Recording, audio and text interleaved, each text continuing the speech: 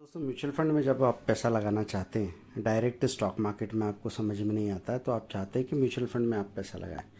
तो mutual fund में पैसा लगाने के लिए आप जैसे मनी कंट्रोल जैसा ऐप है, जिसका पेड वर्जन होता है, प्रो वर्जन या नॉर्मल वर्जन भी होता है, नॉन पेड। अब वहाँ पे म्यूचुअल फंड सेक्शन में जाते हैं, वहाँ पे हाई रिस्क हाई रिटर्न में मैं आया हूँ। तो यहाँ मुझे नज़र आ रहा है कि कौन कौन से ऐसे फंड है जो सबसे अच्छा परफॉर्म किए हैं। तो ये मैं यहाँ पे देख सकता हूँ, मुझे दिख रहा है बंधन स्मॉल कैप फंड, जिसका 3 ईयर का 5 ईयर का रिटर्न लिखा हुआ है दोस्तों, 31% का। फिर मैं इधर देख रहा हूँ Invesco India mid cap fund, फिर ITI स्मॉल कैप फंड दिख रहा है, Motilal Oswal mid cap fund दिख रहा है, HDFC का मिड कैप फंड दिख रहा है। तो आपको यहाँ पे मिड कैप ज़्यादा नज़र आ रहे हैं, मिड कैप और स्मॉल कैप। ये फंड क्यों अच्छे होते हैं?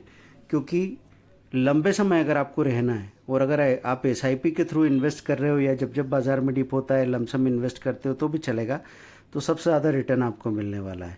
जितना रिस्क है उतना रिटर्न है, लेकिन रिस्क ऐसा नहीं है दोस्तों कि आपको जैसे आपने पैसा लगा दिया और पिक पे पैसा लगाया और बाज़ार में गिरावट आ गई तो 2-3 सालों तक वो गिरावट रह सकती है। उसके बाद में आपको जो ग्रोथ मिलेगी 5 साल बाद, आपको कभी ये नहीं लगेगा कि आप किसी और एसेट क्लास से ऐसा पैसा कमा सकते थे।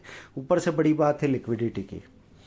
तो लार्ज कैप फंड भी होते हैं जो बड़ी बड़ी स्टॉक्स में पैसा लगाते हैं, उसमें आपका रिस्क और रिटर्न बैलेंस हो जाता है। फिर मिड कैप फंड होते हैं जिसमें थोड़ा ज़्यादा रिस्क ज़्यादा रिटर्न है। स्मॉल कैप फंड में सबसे ज़्यादा रिस्क सबसे ज़्यादा रिटर्न है। ये पूरा लिस्ट आपके सामने आ रहा है और यहाँ से आप देख सकते हैं। इनका जाके चार्ट देखें, 5 सालों में, 10 सालों में, 15 सालों में मैक्सिमम चार्ट देखिए और समझने की कोशिश कीजिए कि समय समय पे इसने कैसे बिहेव किया है। जब तक आप पूरा चार्ट नहीं देखेंगे आप बगैर जाने चीज़ों से डरते रहेंगे। इसीलिए सबसे ज़्यादा नुकसान हुआ है लोगों को। जहाँ उनका पैसा 20-20 सालों में FD में रेंगते हुए, पोस्ट ऑफिस में रेंगते हुए 4 गुना 6 गुना हुआ है, वहाँ पे 25 गुना भी हो सकता था और बाज़ार के सारे उतार चढ़ाव का जवाब दिया जा सकता था SIP के ज़रिए, या टाइम टाइम पे जब भी बाज़ार में तेज़ी आई आपने थोड़ा बहुत प्रॉफिट बुक किया, रिडीम किया यूनिट्स को, और जब बाज़ार में गिरावट आई तो आपने फिर से री इन्वेस्ट किया। 50 तरीके हैं दोस्तों चर्निंग के।